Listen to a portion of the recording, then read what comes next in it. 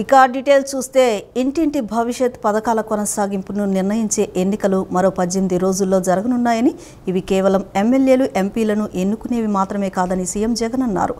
ఈ 58 నెలల కాలంలో బలమైన పునాదులతో పేదల కోసం తెచ్చిన పలు సంస్కరణలు, పథకాలు కొనసాగాలా వద్దా అనేది నిర్ణయించే ఎన్నికలని పేర్కొన్నారు. జగన్కు ఓటు వేస్తేనే పథకాలని కొనసాగుతాయని, చంద్రబాబుకు ఓటు వేయమంటే పథకాలన్నింటికీ ముగింపే, మళ్లీ మోసపోతామన్నారు. శ్రీకాకుళం జిల్లా అక్కవరం సిద్ధం సభలో సీఎం జగన్ మాట్లాడారు.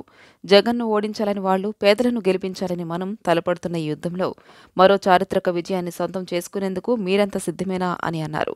మంచి చేసిన చరిత్ర గాని, పేదల ఆశీస్సులు గాని లేని ఈ 3 పార్టీల కూటమి వారి మోసాలకు చెంప చెళ్లుమనేలా సమాధానం చెప్పేందుకు సిద్ధం కావాలన్నారు. మీ బిడ్డ కరోనా కష్టంలో కూడా సాకులు వెతుక్కోలేదని, ఏ ఒక్క పథకాన్ని, బటన్లు నొక్కటాన్ని ఆపలేదన్నారు. పేదవారి కష్టం తన కష్టం కంటే ఎక్కువని భావించాడని తెలిపారు. మీ జగన్ స్వచ్ఛమైన మనసుతో మంచి చేశాననే ఆత్మవిశ్వాసం, ఆత్మసంతృప్తితో మీ ముందు సవినీయంగా తలెత్తుకుని నిలబడ్డాడన్నారు. 2014 ఎన్నికల్లో కూడా చేయలేని ఏ వాగ్దానాలను మేనిఫెస్టోలో మీ బిడ్డ చెప్పలేదన్నారు. రాష్ట్ర ప్రజలు నమ్ముకున్న వారిని ఎన్నటికీ మోసం చేయడని తెలియజేశారు. బాబు మాదిరిగా రోల్డ్ గోల్డ్ దుకాణం తెరవడని, దాన్ని బంగారం అని నమ్మించే యత్నం చేయడన్నారు. చంద్రబాబు నిర్వహించే వాగ్దానాల వేలంలో మీ బిడ్డ పాల్గొనడని పేర్కొన్నారు. 14 ఏళ్లు అధికారంలో ఉండి ఏ ఒక్క మంచి పని చేయని చంద్రబాబుతో మీ బిడ్డ పోటీ పడడు అని తెలియజేశారు. మీ జగన్ మార్కు ఇవాళ ప్రతి పేద ఇంట్లోనూ కనిపిస్తోందని, ప్రతి అక్క చెల్లెమ్మ చిరునవ్వులో, అవ్వాతాతల ఆనందంలో, పిల్లల ఆత్మవిశ్వాసంలో కనిపిస్తుందన్నారు. వైఎస్ఆర్ జిల్లా నుంచి శ్రీకాకుళం వరకు దారి పొడుగునా కూడా జన సునామీ చూస్తా ఉంటే 25 పార్లమెంట్లకు 25 పార్లమెంట్లు, 175 అసెంబ్లీ స్థానాలకు 175 అసెంబ్లీ స్థానాలు, మొత్తంగా డబుల్ సెంచరీ కొట్టేందుకు మీరంతా సిద్ధమేనా? ఇంటింటి భవిష్యత్తులో పథకాల కొనసాగింపును నిర్ణయించే ఎన్నికలు మరో 18 రోజుల్లో జరగబోతా ఉన్నాయి. ఈ ఎన్నికలు కేవలం ఎమ్మెల్యేలను, కేవలం ఎంపీలను ఎన్నుకునేందుకు జరిగే ఎన్నికలు మాత్రమే కావు.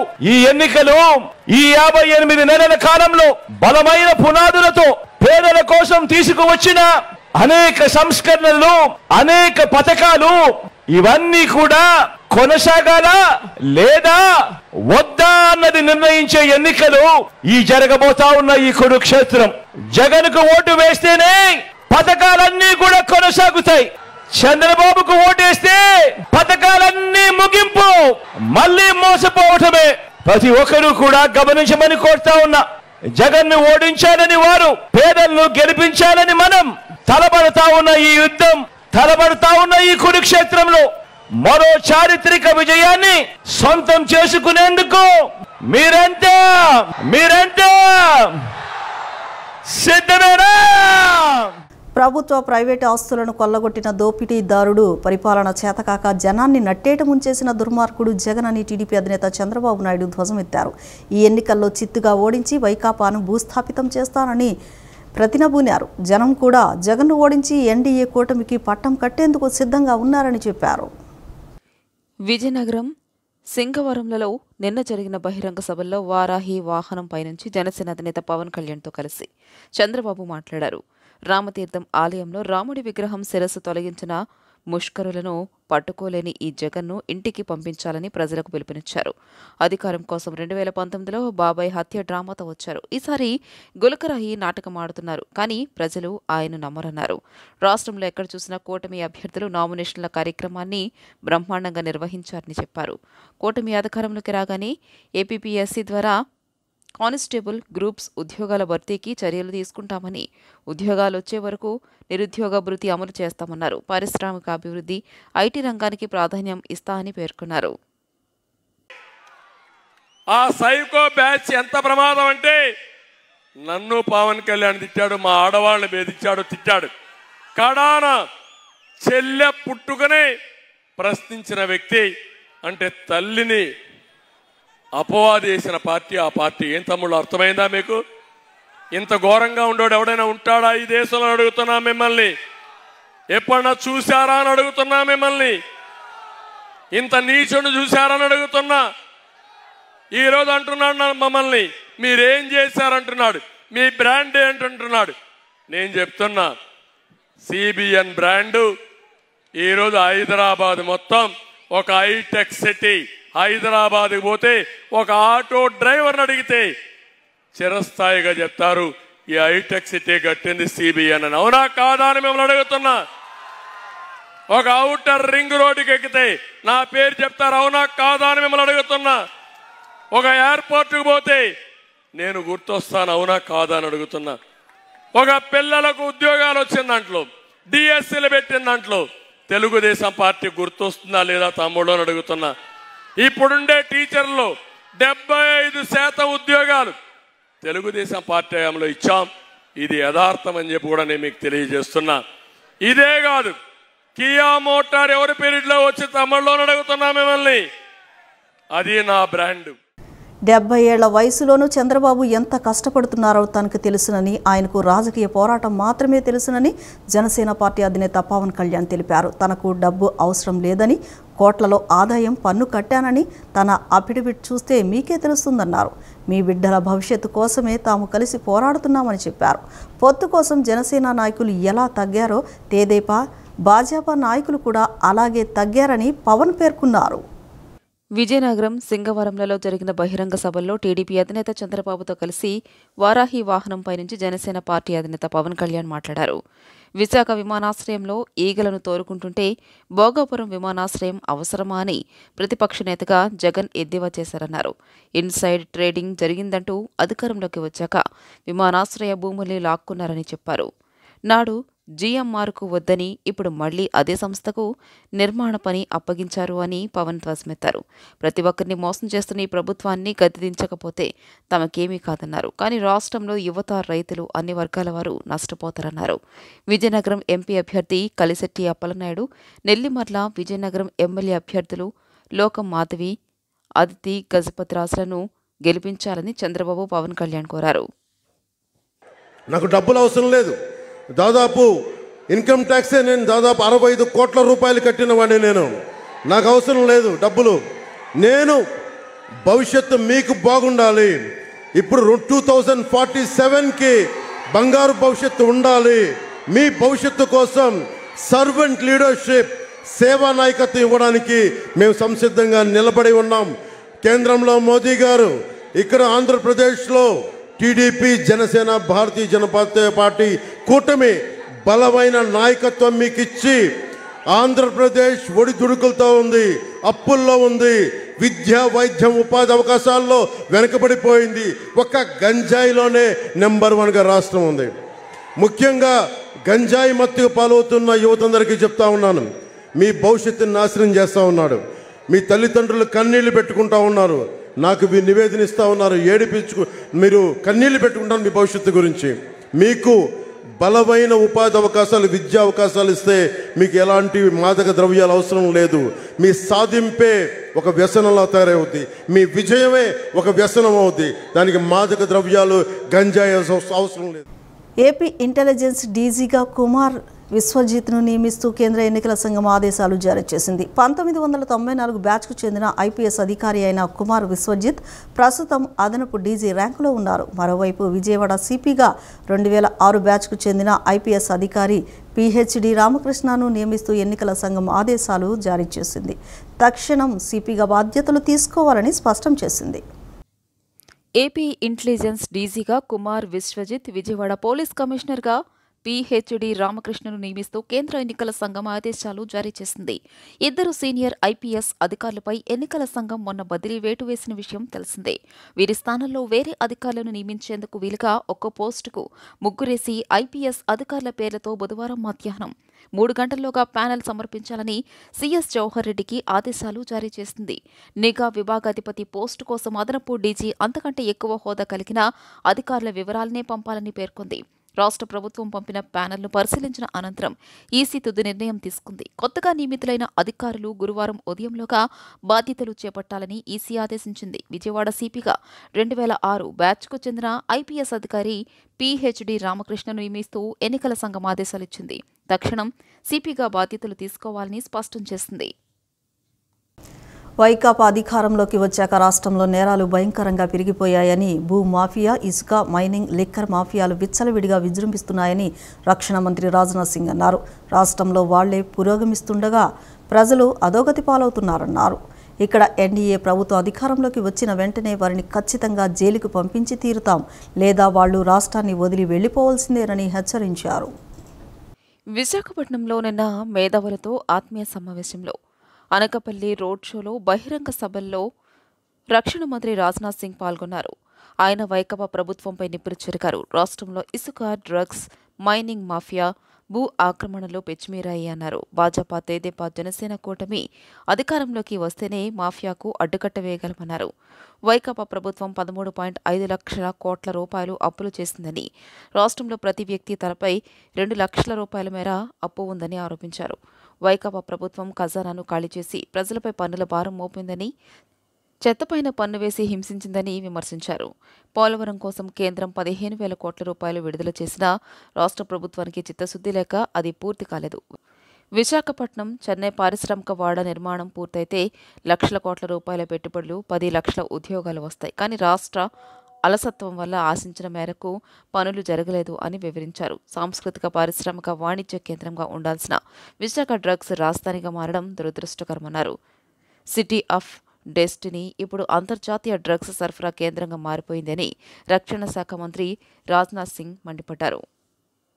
कल्चरल, इंडस्ट्रियल और कमर्शियल बनना था, अब यह ड्रग्स की कैपिटल के रूप में इनफेमस हो रहा है. यह बहुत ही अनफॉर्चुनेट है. यह बहुत ही अनफॉर्चुनेट है कि सिटी ऑफ डेस्टिनी अब ड्रग्स का इंटरनेशनल ड्रग्स डिस्ट्रीब्यूशन सेंटर बन रहा है. और इसके संबंध में मैं समझता हूं कि जो भी गवर्नमेंट आए आगे उसे सावधानी बरतने की जरूरत होगी. साथियों, वाईएसआर कांग्रेस पार्टी सरकार के खजाने हमेशा खाली रहे और सरकार ने लोगों पर हर तरह के टैक्स लगाए. जो हाउस होल्ड इसमें हैं उस पर भी टैक्स लगाया गया है. यहाँ मुझे तो ये जानकारी मिली है कि जो वेस्ट है, वेस्ट टैक्स भी यहाँ लगाया है, कचरा टैक्स भी लगाया गया है. ये पहली बार मैंने सुना है कि वेस्ट टैक्स किसी स्टेट गवर्नमेंट ने लगाया हो. इसके बावजूद आज आंध्र प्रदेश 13.5 लाख करोड़ के लोन में डूबा हुआ है. 13.5 लाख करोड़ का कर्ज यानी लोन भी हमारा ये आंध्र प्रदेश डूबा हुआ है. जबकि हर टैक्स को वाईएसआरसीपी सरकार ने बढ़ा दिया है. उसके बावजूद इस स्टेट के ऊपर 13.5 लाख करोड़ का लोन. పింఛన్ల పంపిణీ విషయంలో రాష్ట్ర ప్రభుత్వ తీరుపై కేంద్ర ఎన్నికల సంఘానికి చంద్రబాబు నాయుడు లేఖ రాశారు. మే నెలలో 1వ తేదీన ఇంటి వద్దనే పింఛన్లు అందించేలా ప్రభుత్వాన్ని ఆదేశించాలని కోరారు. రాజకీయ ప్రయోజనాల కోసం పింఛన్దారులను జగన్ సర్కార్ ఇబ్బందులకు గురిచేస్తోందని పేర్కొన్నారు. ఏప్రిల్ నెలలో దాదాపు 30 మంది వరకు మరణించారని గుర్తు చేశారు. మేలో ఎన్నికలు ఉన్న నేపథ్యంలో మరోసారి వారిని ఇబ్బందులకు గురిచేసేందుకు పన్నాగాలు పన్నినట్లు చంద్రబాబు ఆరోపించారు. రాష్ట్రంలో పెన్షన్ల పంపిణీపై కేంద్ర ఎన్నికల సంఘానికి తెలుగుదేశం అధినేత చంద్రబాబు లేఖ రాశారు. మే నెల 1వ తేదీన పెన్షన్లు ఇంటింటి పంపిణీకి అవసరమైన చర్యలు చేపట్టాలని లేఖలు డిమాండ్ చేశారు. గతంలో జరిగిన పొరపాట్లు పునరావృతం కాకుండా చర్యలు తీసుకోవాలన్నారు. గ్రామస్థాయి ఉద్యోగుల ద్వారా ఇంటి వద్దే పెన్షన్ పంపిణీ చేసేలా రాష్ట్ర ప్రభుత్వానికి ఆదేశాలు ఇవ్వాలని కేంద్రం ఎన్నికల సంఘాన్ని కోరారు. రాష్ట్రంలో ఇంటింటికి పింఛన్ల పంపిణీకి తగు ఏర్పాట్లు చేయాలని లేఖలో పేర్కొన్నారు. ప్రజా ప్రయోజనాలను దృష్టిలో పెట్టుకుని పెన్షన్ల పంపిణీకి ప్రత్యామ్నాయ ఏర్పాట్లు చేసేలా ప్రభుత్వాన్ని ఆదేశించాలన్నారు.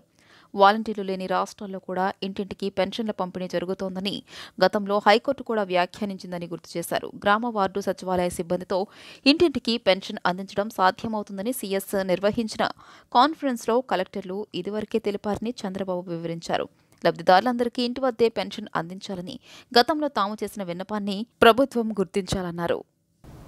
గద్దె రామ్మోహన్కు ప్రజల్లో విశేషమైన స్పందన వస్తోందని, కూటమి అభ్యర్థులకు ఓట్లు వేసేందుకు ప్రజలు ఎదురుచూస్తున్నారని జనసేన నాయకులు అమ్మిశెట్టి వాసు అన్నారు.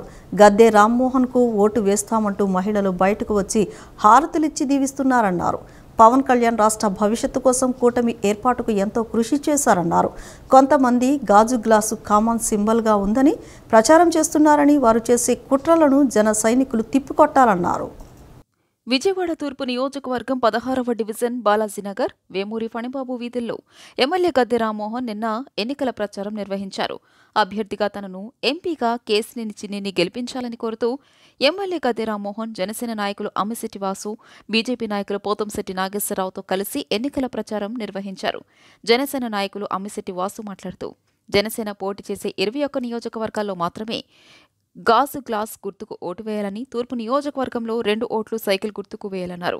తూర్పు నియోజకవర్గంలో దేవినేని అవినాష్ నామినేషన్ ర్యాలీకి ₹1 కోటి ఖర్చు చేసినా వారి నామినేషన్ను ప్రజలు తిరస్కరించారన్నారు. పిచ్చోడి చేతిలో రాష్ట్రం పెట్టినందుకు ప్రజలు బాధలు పడ్డారని, అలాగే తూర్పులో రౌడీయిజానికి ఎందరో ఇబ్బందులు పడ్డారని, అటువంటి వారిని ఓడించడానికి ప్రజలు సిద్ధంగా ఉన్నారన్నారు. అదేవిధంగా జనసేన పార్టీ అధ్యక్షుడు పవన్ కళ్యాణ్ గారు ఈ ఆంధ్ర రాష్ట్ర ప్రజలందరి కోసం ఈ కూటమిని ఏర్పాటు చేసి మరి మీ జనసేన పార్టీ అదేవిధంగా భారతీయ జనతా పార్టీ కూడా ఫుల్గా మా మద్దతు ఇవ్వడం జరుగుతూ ఉంది. మరి ఈరోజు కొంతమంది గాజు గ్లాసు మరి కామన్ సింబల్ అయిందని ప్రచారం చేస్తూ ఉన్నారు. గాజు గ్లాస్ అనేది హైకోర్టు మాకు ఇచ్చింది. గాజు గ్లాసు మేము ఎక్కడైతే 21 నియోజకవర్గాల్లో గాజు గ్లాస్ ఉంటుంది, కదవా నియోజకవర్గాల్లో జనసేన బీజేపీ టీడీపీ అలయన్స్లో ఎవరికైతే సీట్ ఇస్తారో ఆ గుర్తు పోటీ చేస్తూ ఉంటుంది. ఇక్కడ తూర్పు నియోజకవర్గంలో సైకిల్ పార్లమెంట్ అభ్యర్థి కేశినేని చిన్ని గారికి, అట్లాగే గద్దె రామ్మోహన్ రావు గారికి సైకిల్ గుర్తుకి 2 గుర్తులు కూడా ఇక్కడ సైకిల్ ఉంటాయి, 2 గుర్తులకు కూడా ఓటేయాలి.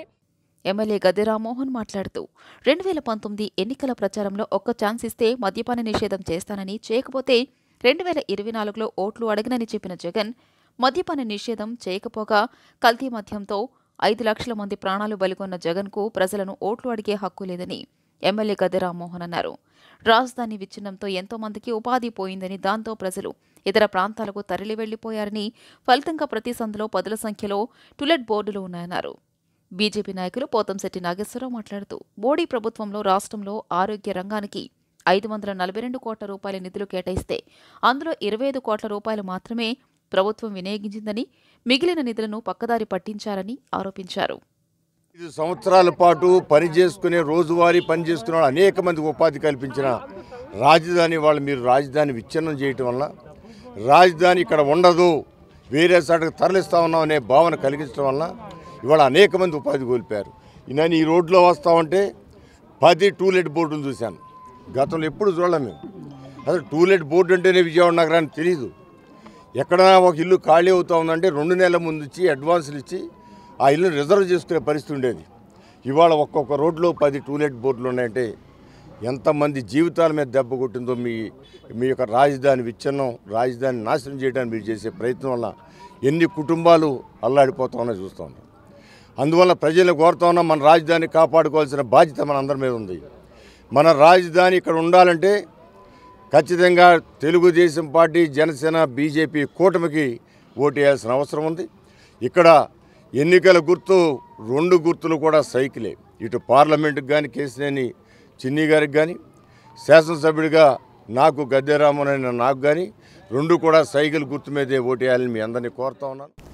వైఎస్ రాజశేఖర రెడ్డిని అసెంబ్లీ వేదికగా తిట్టిపోసిన వ్యక్తి బొత్స సత్యనారాయణ అని, అలాంటి వ్యక్తిని తండ్రి సమానులుగా సీఎం చెప్పారని పీసీసీ అధ్యక్షురాలు షర్మిల తప్పుపట్టారు. జగన్ మంత్రివర్గంలో ఉన్న వాళ్లంతా వైఎస్ఆర్ను తిట్టిన వాళ్లేనని, వాళ్లకే పెద్దపీట వేశారని ధ్వజమెత్తారు. సొంత బాబాయిను చంపించిన వారికే పార్టీ టికెట్ ఇవ్వడం, హత్య రాజకీయాలను ప్రోత్సహించడమే జగన్కు సాధ్యమైందన్నారు. రైతులను రాజశేఖర రెడ్డి గుండెల్లో పెట్టుకున్నారని, కానీ జగన్ వారిని పట్టించుకోవడం లేదన్నారు. కృష్ణా జిల్లా పామర్రు పెడన్లో జరిగిన బహిరంగ సభలో పీసీసీ అధ్యక్షురాలు షర్మిల మాట్లాడారు. కృష్ణానది నుంచి ఇసుకను అక్రమంగా రవాణా చేసి కబ్జాలు చేసే వ్యక్తికి వైకాపా మళ్లీ పామర్రు నుంచి టికెట్ ఇచ్చిందన్నారు. ఈ ఎమ్మెల్యేపై సీఎం జగన్ విచారణ నిర్వహించి చర్య తీసుకోలేదని చెప్పారు. గృహ నిర్మాణ శాఖ మంత్రిగా పనిచేసిన పెడన ఎమ్మెల్యే ఇసుక మాఫియా తప్ప ప్రజలకు ఏం చేశారని ప్రశ్నించారు. రాష్ట్రానికి 1000 కేజీల కొద్దీ కంటైనర్లలో డ్రగ్స్ వస్తున్నాయన్నారు. జగన్కు భాజపాకు అక్రమంగా పొత్తు ఉందని, తమ పార్టీ ఎంపీలు ఎన్డీఏకే మద్దతు ఇస్తామని బహిరంగంగానే అంబటి రాంబాబు ఎందుకు చెబుతున్నారు అని షర్మిల విమర్శించారు. రాజశేఖర్ రెడ్డి ఆఖరి క్షణం వరకు ప్రజల కోసమే తప్పించారన్నారు. ఆయన సీఎంగా ఉన్నప్పుడు ప్రజా దర్బార్ పేరుతో నిత్యం 1000 మందిని కలిసేవారని పేర్కొన్నారు. జగన్ ఇంతవరకు ఒక్కరినైనా కలిశారా? ఎన్నికలు వచ్చాయని ఇప్పుడు సిద్ధమంటూ బయటకు వచ్చారన్నారు. దేనికి సిద్ధం? 8 లక్షల కోట్ల రూపాయలు అప్పు చేసేందుకా అని వ్యంగ్యాస్త్రాలు సంధించారు. ప్రజలను మాత్రం గాలి కుదిరేశారు. ప్రజలు ఎవరికీ వద్దంట. వాళ్ళకి కావాల్సింది రాజకీయాలు, వాళ్ళకి కావాల్సిన అధికారం మాత్రమే. అందుకే చెప్తున్నాం, ఈసారి ఓటేసేటప్పుడు ఒక్కసారి ఆలోచన చేసి ఓటు వేయండి. మన బిడ్డల భవిష్యత్ ఏమిటి, మనకు ప్రత్యేక హోదా రాకపోతే ఏమి జరుగుతుంది అని ఆలోచన చేయండి. అన్నా, ఈరోజు మన బిడ్డలకు ఉద్యోగాలు లేక వలసలు పోతున్నారు. లేకపోతే 10,000కు 8,000 రూపాయలకు చిన్న చిన్న ఉద్యోగాలు చేసుకునే పరిస్థితిలో ఉంది యువత. ఆఖరికి మన రాష్ట్రం ఎలా తయారవుతుంది అంటే, పరిశ్రమలు లేక, ఉద్యోగాలు లేక మన బిడ్డలంతా వలసపోయి ఆంధ్ర రాష్ట్రంలో అసలు యువతే లేని రాష్ట్రంగా తయారైతుంది ఆంధ్ర రాష్ట్రం. ఇదేనా మనకు కావాల్సింది? ఒక్కసారి ఆలోచన చేయండి. 5 సంవత్సరాలు జగన్మోహన్ రెడ్డి గారిని ముఖ్యమంత్రిని చేస్తే ఒక బిడ్డలకైతేనేమి, రైతులకైతేనేమి ఏం చేశారన్న? రాజశేఖర రెడ్డి గారి రైతులను ఎక్కడ పెట్టుకున్నాడు? నెత్తిన పెట్టుకోలేదా రాజశేఖర రెడ్డి గారు? రుణమాఫీ చేయలేదా రాజశేఖర రెడ్డి గారు? ఏది కావాలంటే అది ఇచ్చి ఆదుకోలేదా రాజశేఖర రెడ్డి గారు? ఆ రోజు డ్రిప్పుల మీద సబ్సిడీ ఉండే, యంత్రాల మీద సబ్సిడీ ఉండే, ఎరువుల మీద, విత్తనాల మీద సబ్సిడీ ఉండే, మద్దతు ధర ఉండే, పెట్టుబడి ధరను తగ్గించాడు. ఎంతగా చూసుకున్నాడు రాజశేఖర రెడ్డి బిడ్డ. ఆ రోజు వ్యవసాయం పండుగ అయిందంటే ఎందుకు అయింది? ఎందుకంటే రాజశేఖర రెడ్డి గారు రైతును నెత్తిన పెట్టుకున్నాడు కాబట్టి. విజయవాడ పశ్చిమ నియోజకవర్గ సమస్యల పరిష్కారం, అభివృద్ధి ప్రధాన ఎజెండాగా పనిచేస్తామని కూటమి ఎంపీ అభ్యర్థి కేశినేని శివనాథ్, ఎమ్మెల్యే అభ్యర్థి సుజనా చౌదరి స్పష్టం చేశారు. కేంద్ర రాష్ట్ర ప్రభుత్వాల సమన్వయంతో నియోజకవర్గంలోని సమస్యలను దశలవారీగా పరిష్కరిస్తామన్నారు. యువతను గంజాయి, మద్యం నుంచి విముక్తి చేసి ఉద్యోగ, ఉపాధి అవకాశాలు కల్పిస్తామని పేర్కొన్నారు. విజయవాడ మిల్క్ ప్రాజెక్టు వద్ద గల వి కన్వెన్షన్లో విజయవాడ పశ్చిమ నియోజకవర్గ ప్రజలతో మాటామంతి కార్యక్రమం జరిగింది. ఈ కార్యక్రమంలో టీడీపీ ఎంపీ అభ్యర్థి కేశినేని శివనాథ్, బీజేపీ ఎమ్మెల్యే అభ్యర్థి సుజనా చౌదరి పాల్గొన్నారు. ఈ సందర్భంగా పలువురు మేధావులు, స్థానికులు పలు అంశాలను వారి దృష్టికి తీసుకొచ్చారు. ల్యాండ్ టైటిలింగ్ను రద్దు చేస్తారా అని ఒక న్యాయవాది ప్రశ్నించగా, తమ పార్టీలు కూడా ఈ అంశంపై మొదటి నుండి పోరాడుతూనే ఉన్నాయని చెప్పారు. కేసుల పరిష్కారం రెవెన్యూ పరిధిలో ఉండరాదని, కోర్టు పరిధిలో ఉండాలని అభిప్రాయపడ్డారు. తమ కూటమి ప్రభుత్వం అధికారంలోకి వచ్చిన వెంటనే ఈ చట్టాన్ని రద్దు చేస్తామని హామీ ఇచ్చారు. అలాగే నియోజకవర్గంలో విద్యుత్ హెచ్చుతగ్గులు వస్తున్నాయని, వీటిని పరిష్కరించాలని కోరగా ఈ ప్రశ్నకు సుజనా చౌదరి సమాధానమిస్తూ, కేంద్ర రాష్ట్ర ప్రభుత్వాల సమన్వయంతో ఈ సమస్యను పరిష్కరిస్తామని అన్నారు. అలాగే చర్చిలు, మస్జిద్ల అభివృద్ధి సంబంధించిన ప్రశ్నలు అడిగారు. ఈ సందర్భంగా వారు మాట్లాడుతూ, ముస్లిం మైనార్టీల కోసం షాదీఖానా నిర్మాణం చేసింది టీడీపీ ప్రభుత్వమే అని, అలాగే హజ్ హౌస్ నిర్మాణానికి నిధులు మంజూరు చేశామని వెల్లడించారు. మైనారిటీ కార్పొరేషన్, క్రైస్తవ కార్పొరేషన్ విడివిడిగా ఏర్పాటు చేసి ప్రత్యేక నిధులు మంజూరు చేస్తామని వెల్లడించారు. మహిళల రక్షణ కోసం ప్రత్యేక చట్టాలు తీసుకువస్తామని పేర్కొన్నారు. ముఖ్యంగా బీసీల రక్షణ కోసం చంద్రబాబు ప్రత్యేక చట్టం తీసుకురానున్నారని అన్నారు. డ్వాక్రా సంఘాల ద్వారా మహిళా సాధికారత తీసుకువచ్చిందే చంద్రబాబు అని వారు గుర్తు చేశారు. కార్యక్రమాలు చేస్తున్నాం. మా అధ్యక్షుల వారికి ఈ చట్టాన్ని రద్దు చేయటమే మా యొక్క ముఖ్య కర్తవ్యం. మా పార్టీ నాయకులు, కార్యకర్తలు, నేను కూడా కోర్టుల దగ్గరికి వచ్చి నిరసన దీక్షలో నేను కూడా పాల్గొన్నాను. తప్పకుండా అధికారంలోకి రాగానే ఈ చట్టాన్ని రద్దు చేసి కోర్టులకు అధికారం ఉండాలి, కానీ రెవెన్యూ వాళ్ళకి అధికారాలు ఏంటి?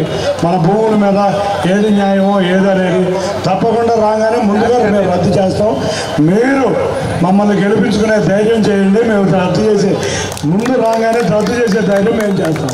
ముస్లిం మైనార్టీల సమస్య తరఫున ఒక షాదీఖానా నిర్మించబడింది కూడా తెలుగుదేశం ప్రభుత్వ సమయంలోనే, 2014-19 సమయంలోనే మేము అందరికీ తెలుసు. ఒక కాలేజీ కానీ స్కూల్ కానీ ముస్లిం మైనార్టీలకు చేసింది కూడా చంద్రబాబు నాయుడు గారే. హైదరాబాద్ తర్వాత ఒక హజ్ హౌస్ విజయవాడలో కూడా ఉండాలని మేము 2018లో శంకుస్థాపన చేసాం, బడ్జెట్ అలొకేట్ చేసాం. అందరిలాగా మనందరం కూడా ఒక ఛాన్స్ ప్రభుత్వం మాయలో పడిపోయి వాళ్ళకి వేయటం వల్ల మేము అధికారంలో లేము. రేపు రాగానే మొట్టమొదటిసారిగా హజ్ హౌస్ నిర్మాణాన్ని ప్రారంభిస్తాం. అంతా ఈ క్వశ్చనర్లో ఉన్నట్లుంది. ప్రధానమంత్రి గారు, చంద్రబాబు నాయుడు గారు ఇద్దరు 24/7 ఒక 5 సంవత్సరాలు పనిచేస్తే కూడా ఈ డెసిషన్స్ అన్ని తీసుకోలేరు. అన్ని తయారు చేశారు మీరు చక్కగా. కానీ నాకు 30 సంవత్సరాల నుంచి అనేక మంది ప్రజాప్రతినిధులు వెళ్ళారు కదా, ఎప్పుడైనా ఇచ్చారు? ఇవి ప్రయత్నం చేశారా? కౌంటర్ క్వశ్చన్ ఇది. ఫస్ట్ టైమే ప్రయత్నం చేస్తున్నారు. అంటే మమ్మల్ని చూస్తే మీకు పని చేయించుకోవాలి అనే ఇది పుట్టినందుకు సంతోషం. నాకు పని చేసేవాళ్ళనే కనపడుతున్నామని ప్రశ్నలు వేశారు. ఏమండి రమేష్ గారు? ఓకే, ఈ ఎలక్ట్రిసిటీ దీనికి మొత్తం పశ్చిమ నియోజకవర్గం మొత్తం కూడా లోడ్ సెంటర్ కాన్సెప్ట్ అని ఒకటి తీసుకురావాలి. దానికి ఎక్కడెక్కడ ఎంత లోడ్ ఉంది మనకు, అదేంటంటే అసంఘటిత అనార్గనైజ్డ్గా పెంచుకుంటూ వెళ్ళిపోయారు. ఒకప్పుడు పశ్చిమ నియోజకవర్గంలో ఒక 100 ఎయిర్ కండిషన్ ఉండే అనుకోండి, ఇప్పుడు 1,00,000 ఉన్నాయి. ఎక్కడ లోడ్ ఎక్కువ ఉంది, ఎక్కడ లోడ్ తక్కువ ఉంది అనేది ఒకటి. తర్వాత పశ్చిమ నియోజకవర్గంలో మనకు ఒక అవకాశం ఉంది, అది స్టేట్ గవర్నమెంట్ సెంట్రల్ గవర్నమెంట్ కలిపి రూరల్ ఎలక్ట్రిఫికేషన్ ఫైనాన్స్ కంపెనీ అని ఉంది. దానికి సోలార్ పవర్ తెచ్చి పెడితే కనుక దానికి లోడ్ సెంటర్స్ ఉంటుంది, అక్కడ లోడ్ వర్కౌట్ చేసి ప్రశాంతంగా ఉండే విజయవాడ నగరంలో మతాల మధ్య మారణకాండ సృష్టించే బీజేపీకి బుద్ధి చెప్పాలని సిపిఐ పశ్చిమ నియోజకవర్గ అభ్యర్థి జి కోటేశ్వరరావు పిలుపునిచ్చారు. డబుల్ సర్కారు ఉంటే రాష్ట్రంలో అభివృద్ధి జరుగుతోందని బీజేపీ ప్రచారం చేస్తోందని, కానీ జరిగేది అరాచకాలే అన్నారు. మణిపూర్ అరాచకాలే ఇందుకు నిదర్శనమని ఆయన వ్యాఖ్యానించారు. శాంతియుతంగా ఉండే విజయవాడ నగరంలో మతాల మధ్య చిచ్చుపెట్టే మతోన్మాద బీజేపీకి ప్రజలు అవకాశం ఇవ్వొద్దని, ప్రజా సమస్యలను చట్టసభలో వినిపించే కమ్యూనిస్టులను గెలిపించాలని విజయవాడ పశ్చిమ నియోజకవర్గ సిపిఐ అభ్యర్థి జి కోటేశ్వరరావు ప్రజలకు విజ్ఞప్తి చేశారు. నియోజకవర్గంలోని 54, 55 డివిజన్లలో ఫైజర్పేట, వించ్పేట తదితర ప్రాంతాల్లో బుధవారం నిర్వహించిన ఎన్నికల ప్రచారంలో ఆయన మాట్లాడుతూ, లౌకిక ప్రజాస్వామ్యాన్ని కాపాడే ఇండియా కూటమి అభ్యర్థి ఒక ప్రక్క, మతోన్మాది బీజేపీ మరో ప్రక్క పోటీ చేస్తున్నట్లు తెలియజేశారు. కేంద్రం రాష్ట్రంలో డబుల్ ఇంజిన్ సర్కార్ వస్తే రాష్ట్రం అభివృద్ధి చెందుతుందని బీజేపీ చేసే ప్రచారం బట్టి ఉట్టి బూటకమన్నారు. బీజేపీ వస్తే జరిగేది అభివృద్ధి కాదని, అరాచకం జరుగుతుందని హెచ్చరించారు. ఉదాహరణకు మణిపూర్లో దారుణమైన సంఘటనలు జరిగాయని, మైనార్టీలను ఊచకోత కోసారని గుర్తు చేశారు. కొండలు, మైదాన ప్రాంతాల్లో ఉన్న విజయవాడ నగరాన్ని సమతుల్యంగా గతంలో అభివృద్ధి చేసిన ఘనత కమ్యూనిస్టులకు ఉందన్నారు. అదే స్ఫూర్తితో పనిచేస్తున్న కమ్యూనిస్టులను గెలిపిస్తే నగరం అభివృద్ధిలో దూసుకుపోతుందన్నారు. నోట్ల కట్టలతో వచ్చి ఢిల్లీ నుంచి పాలన సాగిస్తామనే వారికి కాకుండా నిత్యం మీ మధ్య ఉండే తనకు ఎమ్మెల్యే అవకాశం ఇవ్వాలని జి కోటేశ్వరరావు విజ్ఞప్తి చేశారు. కంకి కొడవలి గుర్తుపై ఓటు వేసి అత్యధిక మెజారిటీతో గెలిపించాలని కోరారు. ప్రజాస్వామ్యాన్ని పరిరక్షించేటటువంటి ఇండియా కూటమి ఒక ప్రక్కన, మతాల మధ్య చిచ్చు రేపుతూ రాజకీయ లబ్ధి పొందేటటువంటి మతోన్మాద బీజేపీ వారి గ్రూపు ఒక పక్కన పోటీ చేస్తూ ఉన్నాయి. ఈ సందర్భంగా ప్రజానికానికి అందరూ కూడా విజ్ఞప్తి చేసేది, విజయవాడ నగరంలో శాంతియుతంగా ఉండేటటువంటి నగరం. ఈ నగరంలో మతాల మధ్య చిచ్చు రేపి మారణకాండని సృష్టించేటటువంటి బీజేపీకి బుద్ధి చెప్పవలసిందిగా ప్రజానికానికి అందరూ కూడా విజ్ఞప్తి చేస్తూ ఉన్నాం. ఇప్పటికే అనేక రాష్ట్రాల్లో చూసాం, డబుల్ ఇంజిన్ సర్కారు పేరుతోటి రాష్ట్రంలో ఉండేటటువంటి ప్రభుత్వం, కేంద్రంలో ఉండేటటువంటి ఒకే ప్రభుత్వం ఉంటే అభివృద్ధి జరుగుద్దని చెప్పి బీజేపీ ప్రచారం చేస్తూ ఉంటుంది. కానీ అభివృద్ధి కాదు, అరాచకం జరుగుతుంది. ఆ అరాచకమే మణిపూర్లో మారణకాండ. మణిపూర్లో మైనారిటీలపైన ఓచకోత కోసినటువంటి బీజేపీ. ఇండియా కూటమిని ప్రజలు ఆదరించవలసిందిగా విజ్ఞప్తి చేస్తున్నాం. రాజ్యాంగాన్ని పరిరక్షించాల్సిన విజ్ఞప్తి చేస్తున్నాం. నీతివంతమైన రాజకీయాలని గెలిపించాల్సిందిగా విజ్ఞప్తి చేస్తున్నాం. అందులో భాగంగా విజయవాడ నగరానికి సంబంధించి పశ్చిమలో కామ్రేడ్ కోటేశ్వరరావు గారు మరి ప్రజల్ని ఉద్యమాల ఆధారంగా, విద్యార్థి ఉద్యమాల ఆధారంగా ఈరోజు సిపిఐ అభ్యర్థిగా ప్రజల్ని ఓటును అభ్యర్థిస్తున్నారు. వారి యొక్క విలువైన గుర్తు సుత్తి గొడవల గుర్తుకి మీ విలువైన ఓటు వేసి గెలిపించాలని కోరుతున్నాం. కంకి గొడవలి గుర్తుకు వేసి గెలిపించాలి. అలాగే కామ్రేడ్ సిహెచ్ బాబురావు గారు విజయవాడ సెంట్రల్ నుంచి కూడా పోటీ చేస్తున్నారు. వారి గుర్తుకి కూడా ఓటేసి గెలిపించండి. ఎంపీకి సంబంధించి మరి ఎంపీ అభ్యర్థిగా కాంగ్రెస్ అభ్యర్థికి భరత్ పోటీ చేస్తున్నారు. వారికి అస్సం గుర్తుకేసి గెలిపించాలని సిపిఎం విజయవాడ పశ్చిమ నగర కమిటీ తరఫున ప్రజానీకానికి విజ్ఞప్తి చేస్తున్నాం. కేఎల్ యూనివర్సిటీ విజయవాడ హైదరాబాద్ క్యాంపస్లో ఇంజనీరింగ్ కోర్సుల్లో ప్రవేశానికే ఈ నెల 26వ తేదీ నుంచి కౌన్సిలింగ్ నిర్వహిస్తున్నట్లు యూనివర్సిటీ ఉపకులపతి డాక్టర్ పార్థసారథి వర్మ తెలిపారు. జాతీయ స్థాయిలో కేఎల్ యూనివర్సిటీ నిర్వహించిన ఇంజనీరింగ్ ప్రవేశ పరీక్షల్లో ర్యాంకులు పొందిన విద్యార్థులతో పాటు ఇంటర్లో అత్యుత్తమ మార్కులు పొందిన విద్యార్థులు కూడా కౌన్సిలింగ్లో పాల్గొనవచ్చునని ఆయన చెప్పారు.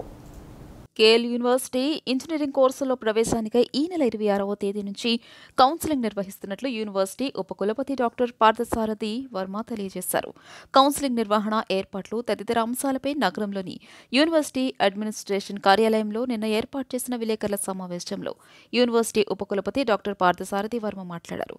26వ తేదీ ఉదయం 9 గంటల నుంచి వడ్డేశ్వరంలోని యూనివర్సిటీ సి బ్లాక్లో కౌన్సిలింగ్ నిర్వహించేందుకు అన్ని ఏర్పాట్లు చేసినట్లు ఆయన పేర్కొన్నారు. జాతీయ స్థాయిలో కేఎల్ యూనివర్సిటీ నిర్వహించిన ఇంజనీరింగ్ ప్రవేశ పరీక్షలో ర్యాంకులు పొందిన విద్యార్థులతో పాటు ఇంటర్లో అత్యుత్తమ మార్కులు పొందిన విద్యార్థులు కూడా కౌన్సిలింగ్లో పాల్గొనవచ్చని ఆయన చెప్పారు. సుమారు 1 లక్ష మంది విద్యార్థులు కేఎల్ ట్రిపుల్ ఈ ఎంట్రన్స్ పరీక్షలో అర్హత సాధించారని తెలియజేశారు. ఉపకార వేతనాలు పొందుకోవాలనుకునే విద్యార్థులు ఈ నెల 26 నుండి 30 వరకు జరుగుతున్న కౌన్సిలింగ్కు తప్పనిసరిగా హాజరు కావాలని స్పష్టం చేశారు. 10% నుండి 100% వరకు కేఎల్ యూనివర్సిటీలో విద్యార్థులకు ఉపకార వేతనాలు అందుబాటులో ఉన్నాయని తెలియజేశారు. University counselling convener doctor Suman మాట్లాడుతూ కౌన్సిలింగ్కు వచ్చే విద్యార్థులు సంబంధిత డాక్యుమెంట్స్ తప్పనిసరిగా తెచ్చుకోవాలని సూచించారు. మెరిట్ విద్యార్థులకు స్కాలర్షిప్ సదుపాయం అందిస్తున్నట్లు చెప్పారు. అడ్మిషన్స్ డైరెక్టర్ డాక్టర్ మార్కుల ఆధారంగా అట్లాగే రేపు జేఈ సెకండ్ ఫేజ్ కూడా రిజల్ట్స్ రాబోతున్నాయి.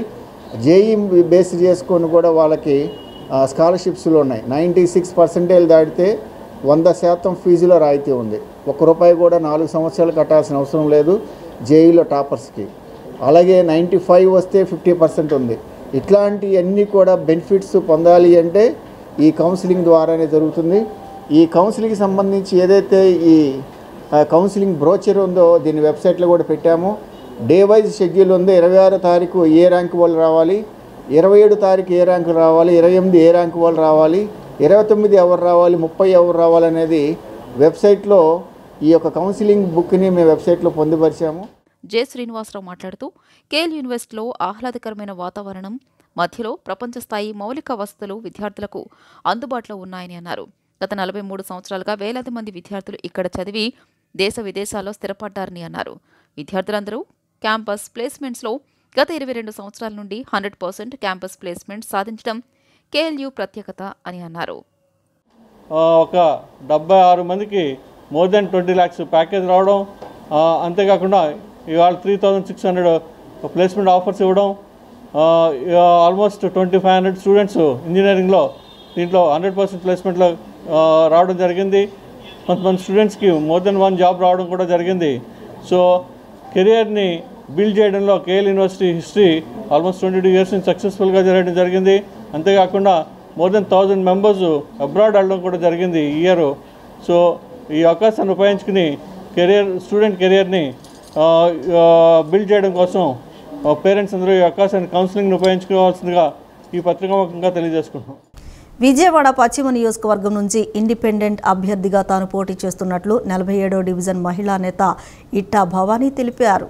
ఈ మేరకు ఈ నెల 22న నామినేషన్ దాఖలు చేసినట్లు తెలిపారు. 29వ తేదీ పార్టీ సింబల్ వస్తోందని, ఆ రోజు నుంచి ప్రజల్లోకి వెళ్లి ఓట్లు అభ్యర్థిస్తానని చెప్పారు. నిన్న ఏర్పాటు చేసిన విలేకరుల సమావేశంలో ఆమె మాట్లాడుతూ 2019 మున్సిపల్ ఎన్నికల్లో ఇండిపెండెంట్ అభ్యర్థిగా పోటీ చేశానని, అనంతరం తన కష్టాన్ని గుర్తించిన టీడీపీ బీఫామ్ ఇచ్చిందన్నారు. నియోజకవర్గంలో సైకిల్ గుర్తు లేకపోవడంతో ఇండిపెండెంట్గా పోటీలో నిలవాలని నిర్ణయించినట్లు తెలిపారు. ప్రజలకు ఏ కష్టం వచ్చినా అండగా ఉంటానని ఆమె స్పష్టం చేశారు. జగన్మోహన్ రెడ్డి ప్రభుత్వాన్ని ఇంటికి సాగనంపాలని పిలుపునిచ్చారు. నన్ను గుర్తించి నాకు అండగా నిలబడతారని చెప్పని మరొకసారి మీ ఇంటి ఆడబిడ్డగా నన్ను గెలిపిస్తే ప్రజల్లోకి నేను వచ్చి మీ సమస్యల్ని పై అధికారుల్లాగా నేను తీసుకెళ్తాను. ఈ రోజున తెలుగుదేశం పార్టీ తరపు నుంచి కానీ వైసీపీ తరపు నుంచి కానీ ప్రజలు పడుతున్న ఇబ్బందులు బయట చాలా చూస్తున్నాం మనం. ఏ నాయకులు చూస్తున్నా సరే కింద స్థాయిలో ఉన్న ప్రతి ఒక్క నాయకులు కూడా ప్రజల సమస్యల గురించి పై స్థాయి వరకు తీసుకువెళ్ళట్లేదు.